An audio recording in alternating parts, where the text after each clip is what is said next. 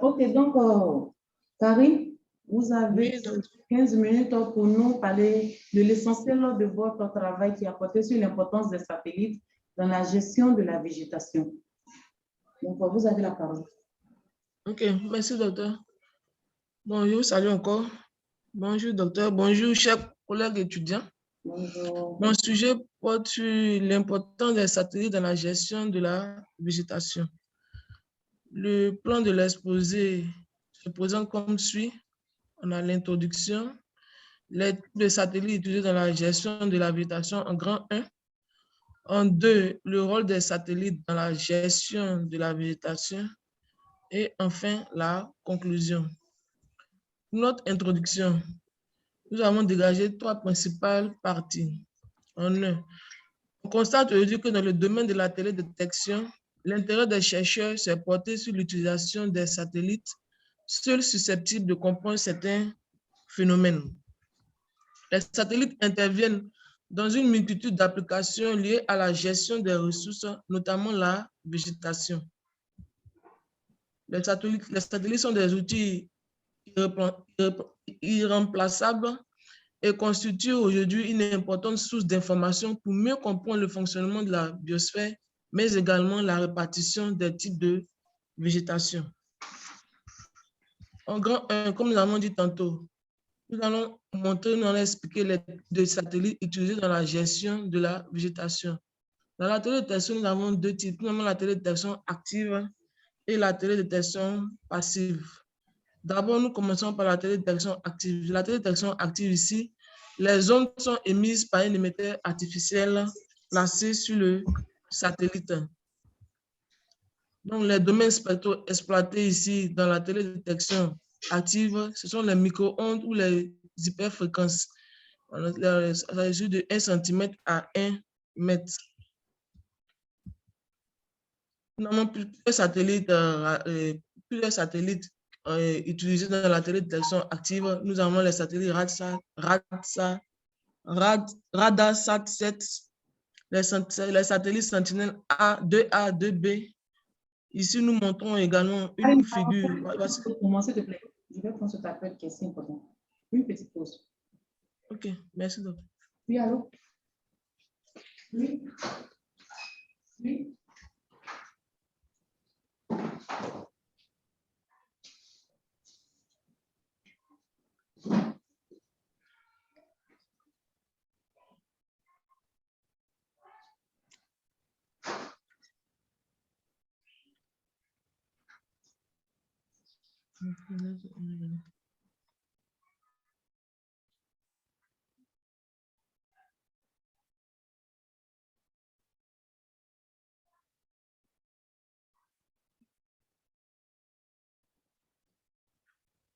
C'était RADARSAT.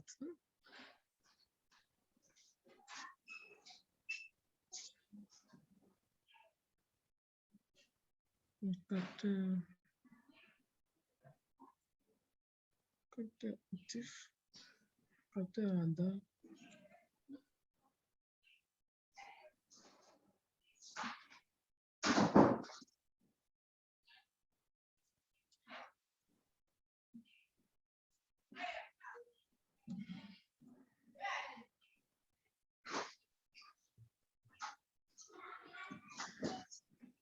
Ok, on continue. Merci. Ok. Comme on le disait tantôt, nous sommes dans les types de satellites utilisés dans la gestion de la végétation. On a 2 types, la télédétection active ou radar et la télédétection passive ou optique. Ici, dans la télédétection active, les ondes sont émises par un émetteur artificiel placé sur le satellite. Et dans les domaines spectraux exploités, ce sont les micro-ondes ou les hyperfréquences.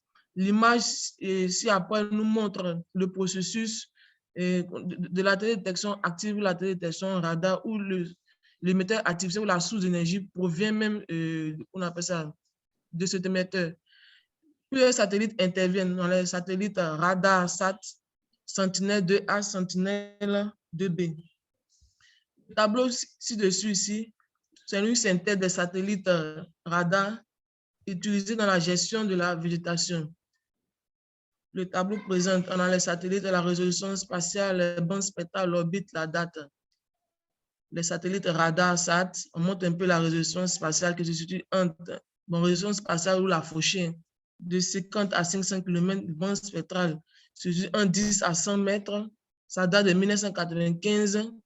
On a aussi certains satellites, notamment LIS-3, où on a une résolution spatiale de 23 x 23 mètres. Ici, on n'a pas pu avoir la date à laquelle le satellite a été mis en orbite.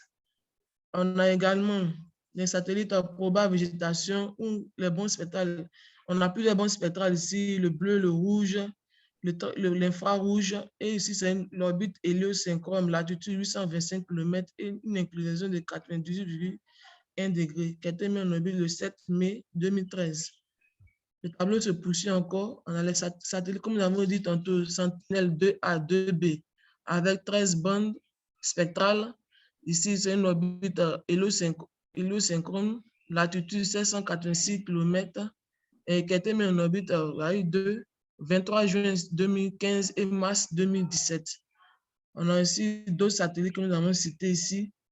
WorldView 2, avec une résolution spatiale de 0,5 mètres, qui a plusieurs bandes spectrales qui tournent dans le bleu, le vert, le rouge, le proche infrarouge, qui a été mis en orbite en 2009.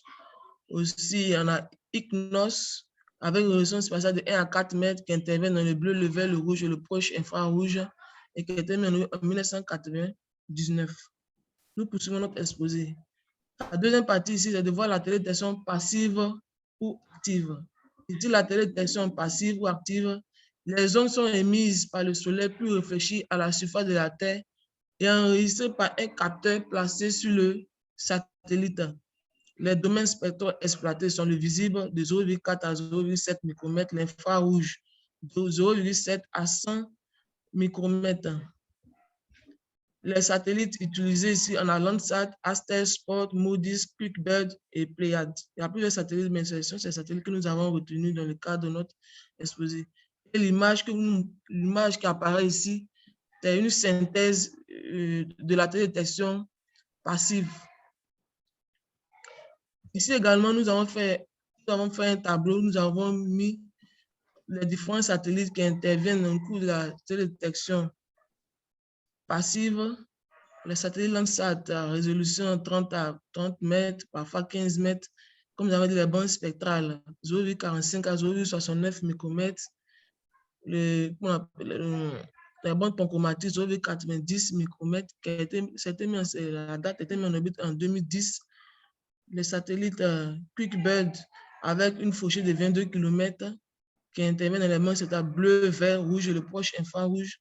L'orbite est circulaire quasi polaire et le synchrone, une altitude de 450 à 482 mètres. Nous avons également les satellites Spot avec une aire spatiale de 6 mètres et les bandes de 1 à 4. La demi en service en orbite plutôt en 2014. Et les satellites Aster avec plusieurs résolutions spatiales fauchées. On a plusieurs bandes. Les bandes vont de 1 à 3, les bandes 4 à 9, le visible, le proche infrarouge, l'infrarouge thermique. La date de mise en orbite est de 1999. Grand 2. Ici, nous allons voir l'utilité des satellites dans la gestion de la végétation. Nous allons montrer ici le fonctionnement, le rôle des satellites dans la gestion de la végétation.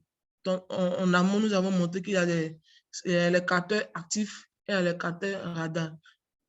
On a ici, c'est de montrer l'importance de ces capteurs radars dans la gestion de la végétation.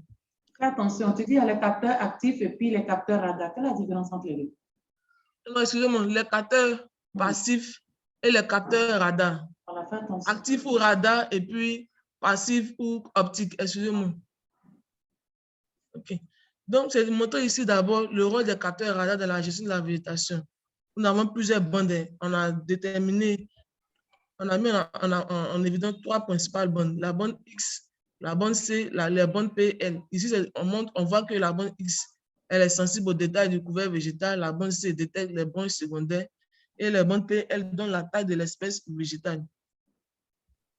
Nous allons montrer le deuxième point, c'est le rôle des satellites optiques, les capteurs optiques, mais les capteurs passifs dans la gestion de la végétation.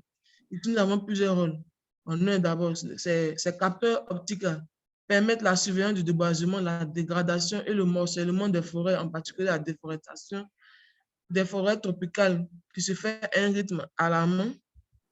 Également, les capteurs optiques permettent de déceler les changements d'origine naturelle ou anthropiques sur les activités de l'homme sur un territoire donné. Également, ces satellites permettent de mieux comprendre le fonctionnement de la biosphère. Ils permettent le suivi des variations saisonnières des couverts végétaux, la cartographie des variations à court terme de la végétation à l'échelle planétaire. Ils entraînent l'amélioration de la compréhension des mécanismes qui déterminent les changements des couverts végétaux, notamment la déforestation en zone tropicale. Les satellites permettent de déterminer la propriété optique des feuilles, notamment la teneur en pigments, l'anatomie des feuilles, les structures cellulaires et la teneur en eau. Enfin, il permet de déterminer l'état de santé de la végétation à travers l'infrarouge. Voici ainsi mentionné quelques rôles de ces différents capteurs-là dans la gestion de la végétation. En conclusion, nous pouvons retenir que les satellites sont utilisés au quotidien pour surveiller et protéger les ressources de notre planète. Ils sont de plus en plus utilisés, que ce soit pour répertorier les arbres ou surveiller la déforestation. Dans le cas de nous avons montré que deux types de satellites sont utilisés, deux types de satellites de capteurs optiques radar, mais les plus fréquents sont les capteurs passifs ou optiques parce que ceux-ci présentent plus d'avantages. Voici quelques références bibliographiques sur lesquelles nous sommes appuyés pour pouvoir faire cet exposé. Merci pour votre aimable attention. Merci Karine pour ta présentation que tu viens de faire. Et donc, nous allons passer à la séance de questions. Vous avez des questions, vous qui êtes en ligne? Questions? Bon, madame, oui. Madame, moi j'ai une question. Oui, vas-y, pose la question. Bon, je n'ai pas vraiment compris la partie où elle faisait un rapport entre les types de capteurs et leur rôle dans l'écologie. Elle allait tellement vite. Ok, Karine. Si elle peut dire, lorsqu'on a un capteur passif, il permet de faire tel truc. Je n'ai pas bien saisi cette partie. Karine. Oui, docteur. Tu as entendu la question de Lydie? Oui, j'ai compris. Ok, donc on y va. Bon, le rôle des différents capteurs dans la gestion de la végétation. Nous allons commencer d'abord par les capteurs radars, les capteurs actifs. Parce que nous avons dit en amont qu'il y a la détection active et la détection passive. Concernant les capteurs radars, là, franchement, nous n'avons pas eu vraiment de détails, mais nous avons pu recenser, comme il a dit là, 3 rôles. Lorsque tu utilises les capteurs radars, avec les différentes bandes là, ça te permet de voir un peu la sensibilité du couvert végétal, la taille des espèces et puis de détecter les bons secondaires. Vraiment, à ce niveau, nous n'avons pas eu trop d'informations. Mais c'est surtout au niveau des capteurs optiques. Lorsque tu fais la détection optique avec les capteurs optiques même passifs, là, tu peux mieux apprécier, tu peux mieux observer, tu peux mieux gérer la végétation. Ici, ça te permet de voir lorsqu'il y a déboisement, la dégradation, les changements d'origine naturelle ou anthropique, ça te permet même de mieux comprendre le fonctionnement de la biosphère, les variations saisonnières, et c'est bon de faire la cartographie des variations à court terme de la végétation à l'échelle planétaire, de comprendre aussi les mécanismes qui déterminent les changements des couverts végétaux, et puis de déterminer la propriété optique des feuilles. On appelle les teneurs en pigments, l'anatomie des feuilles, la structure et puis la teneur en eau. Mais aussi, surtout aussi de voir l'état de santé de la végétation à travers l'infrarouge. Parce que en substance, c'est que nous avons pu récolter comme information. Lydie, c'est bon? Oui, madame. C'est bon, j'ai perçu maintenant. Karine, j'ai une question à te poser. Concernant les satellites radars et les satellites optiques, pour quelqu'un qui veut faire l'étude du couvert végétal et qui a besoin de plus de détails dans ce couvert végétal, quel type de satellite normalement il doit utiliser? Les capteurs radars. Les capteurs radars. Quel est l'avantage entre les capteurs radars et puis les capteurs optiques? Quels sont les différents avantages et puis les inconvénients? Est-ce qu'il y a des inconvénients? Si oui, quels sont les inconvénients? S'il y a des avantages, si oui, quels sont les avantages entre les capteurs optiques et les capteurs radar?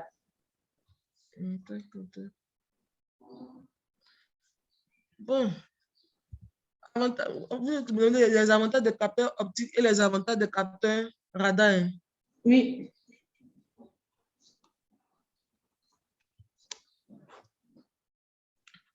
Moi, je pense que, en ce qui concerne les avantages des capteurs radar, je pense que les capteurs radar donnent plus de détails, bon, sont plus sensibles Oui. au niveau des, au niveau de certains détails. Ils sont plus sensibles au niveau des informations. Oui. Voilà, au niveau de, si on veut avoir des détails même, bon, je vais un peu, comment je vais exprimer, donc plus de détails au niveau du couvert végétal, mais au niveau des capteurs optiques, on va apprécier le phénomène dans l'ensemble. C'est l'importance aussi c'est là on voit le rôle, mais l'importance des capteurs optiques, parce que là, on nous permet de voir globalement le phénomène dans l'ensemble, de comprendre le phénomène dans l'ensemble. Et pourtant, les capteurs radar, on peut dire que c'est des détails. Si tu veux utiliser un phénomène, c'est un état bien précis. Oui. Voilà, tu as encore plus de détails contrairement aux capteurs optiques. D'accord. Ensuite, il y a quel avantage encore, ou bien quel inconvénient encore? Quel inconvénient, quel avantage? Oui. Inconvénient.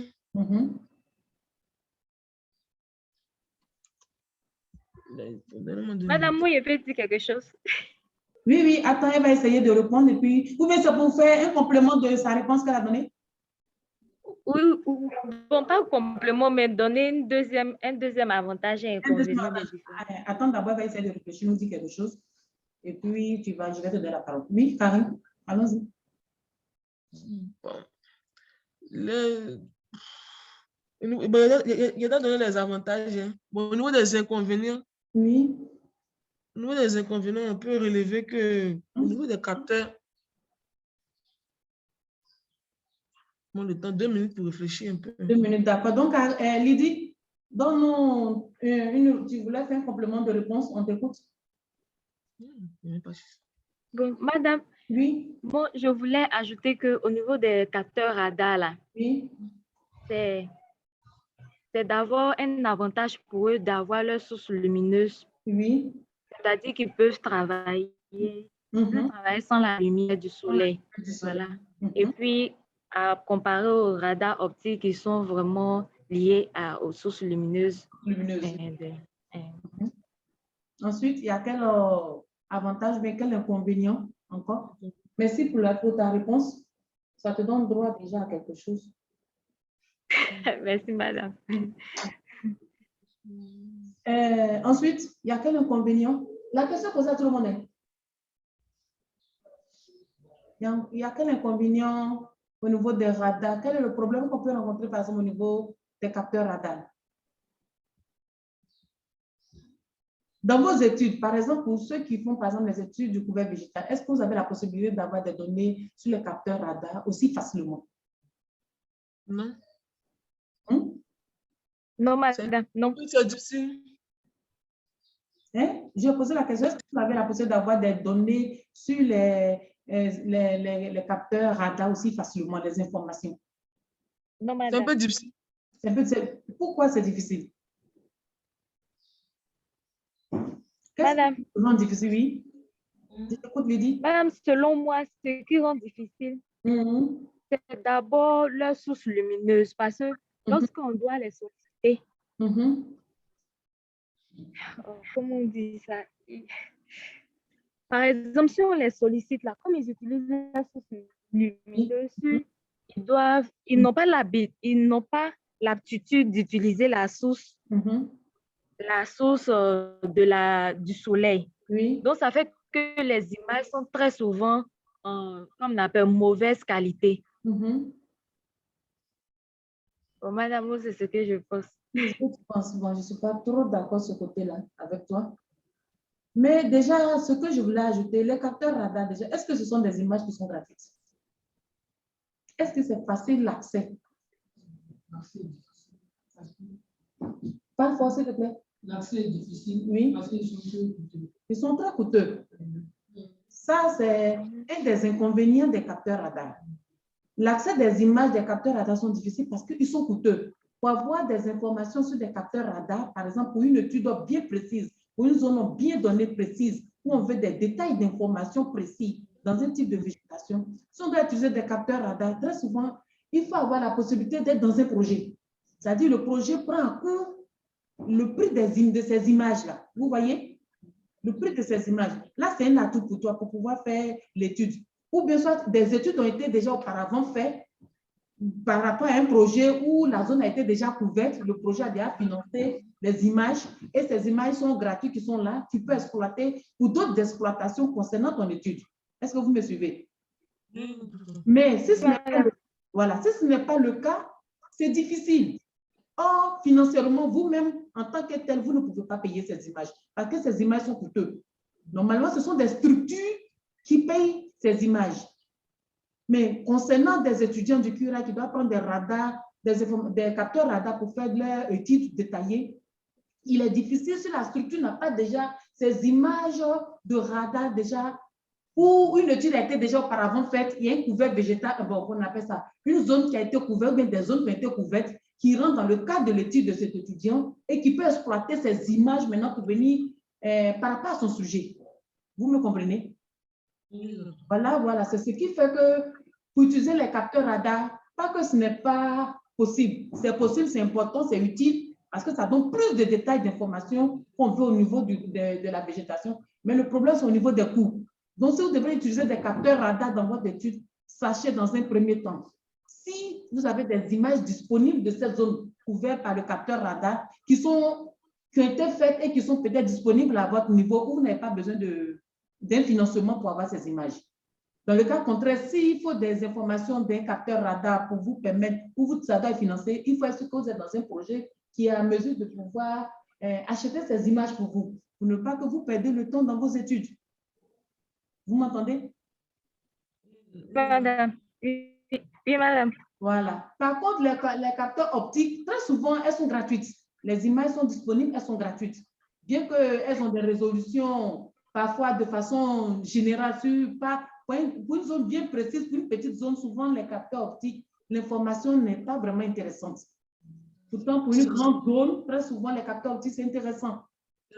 Et l'avantage qu'il y a, c'est que ces capteurs sont très souvent gratuits et elles sont disponibles, où vous n'avez pas besoin d'un financement pour le faire.